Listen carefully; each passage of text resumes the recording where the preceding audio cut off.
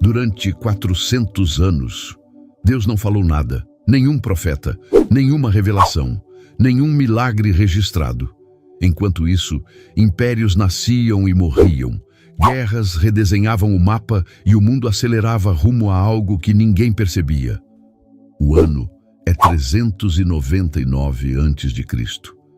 Em Atenas, um velho é levado ao tribunal por fazer perguntas que ninguém consegue calar. Sócrates ouve a sentença com o rosto firme, como se já soubesse que certas ideias sempre pagam caro. Do lado de fora, a cidade segue barulhenta, cheia de discursos e ambições, convencida de que o mundo pertence a quem fala mais alto. No Oriente, a Pérsia administra o poder como uma máquina. Províncias rendem tributos, mensageiros cruzam estradas com ordens seladas, e rebeliões são esmagadas sem cerimônia. O ouro circula, os exércitos se movem, e decisões tomadas em palácios distantes chegam a aldeias pequenas como lâminas invisíveis. O mundo antigo não é silencioso. Ele é um lugar onde tudo compete por espaço, honra e domínio. Mais ao oeste, Roma aprende a vencer com disciplina. Não é um império de poesia, é um império de prática, estrada, lei, soldado, imposto. Enquanto isso, em regiões ainda mais distantes, reinos sobem e caem, como se o tempo fosse um moinho, moendo nomes e dinastias. A sensação geral é que a história está acelerando, e ninguém tem controle do que virá depois. Agora saia desse barulho e caminhe até Jerusalém.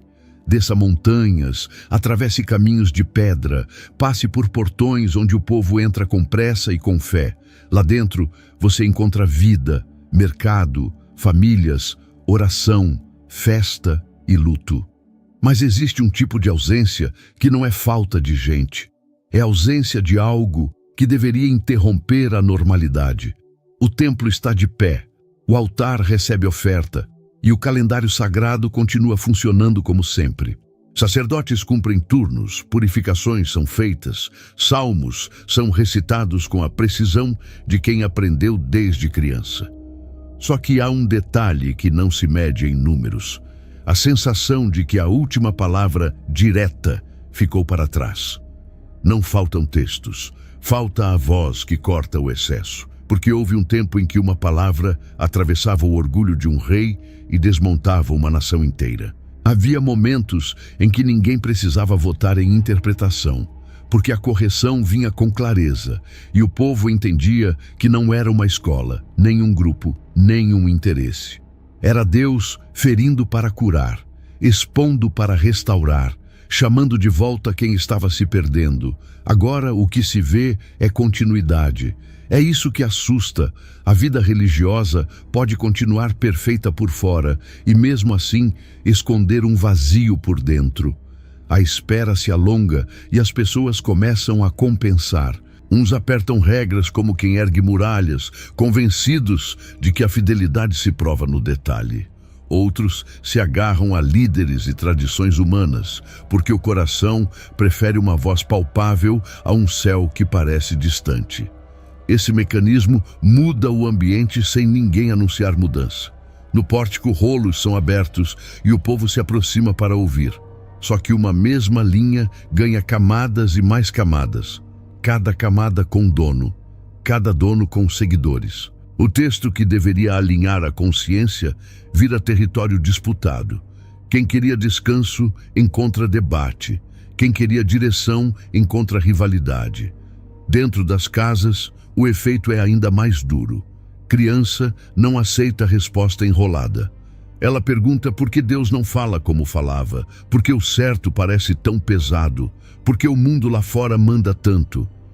Um pai ensina os mandamentos e, ao mesmo tempo, ensina a atravessar um intervalo. A fé vira herança, mas vira também peso, porque o menino aprende cedo que esperar pode doer. Mesmo assim, a última linha registrada não foi abandono. Malaquias, capítulo 4, versículos 5 e 6, fecha com uma promessa que não deixa o povo dormir tranquilo. Viria um mensageiro antes do grande dia e haveria restauração de corações. O texto mantém o futuro de pé, mas não elimina o caminho até ele.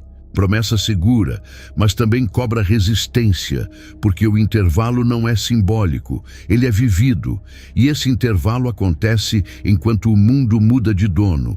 Decisões tomadas longe de Jerusalém começam a afetar impostos, rotas, fronteiras, nomes de governantes e a dignidade do povo comum. A promessa continua verdadeira, mas a pressão externa cresce, e pressão não só testa convicções, ela transforma as pessoas. A esperança começa a ficar mais urgente, mais estreita, mais desesperada. É nesse ponto que o silêncio deixa de ser apenas uma sensação espiritual e vira um problema histórico. Porque quando a vida a aperta, a fé precisa escolher o que é essencial. Presença ou mecanismo, aliança ou desempenho, confiança ou controle. E quando muita gente escolhe controle ao mesmo tempo, surgem guardiões, surgem fronteiras, surgem suspeitos. O que antes era um povo vira um campo de forças, pronto para se dividir por dentro, antes mesmo de qualquer inimigo invadir por fora. A página parece virar rápido demais para quem lê hoje, mas lá dentro ela demora séculos. Enquanto Jerusalém tenta respirar sem uma voz clara, o poder troca de mãos como se o mapa fosse um tecido sendo puxado. O centro do mundo não fica parado, e quem está na periferia sente primeiro, porque cada mudança chega como imposto novo, língua nova, regra nova. A Pérsia, que parecia eterna, começa a mostrar rachaduras. Rebeliões pipocam, províncias se cansam, e a distância entre palácio e povo vira fraqueza. O império ainda é grande, mas grandeza não impede desgaste. Quando uma estrutura governa muito tempo pela força, basta um empurrão certo para ela perder o equilíbrio. Esse empurrão vem do lugar que quase ninguém considerava decisivo. Um jovem macedônio, treinado para a guerra desde cedo, cresce com a convicção de que o mundo não cabe em fronteiras antigas. Ele não marcha apenas para ganhar território, ele marcha para mudar o idioma da história. O nome dele se torna um rumor antes de se tornar realidade. E quando vira realidade, é rápido demais para quem tenta reagir. Alexandre atravessa cidades como quem atravessa portas destrancadas.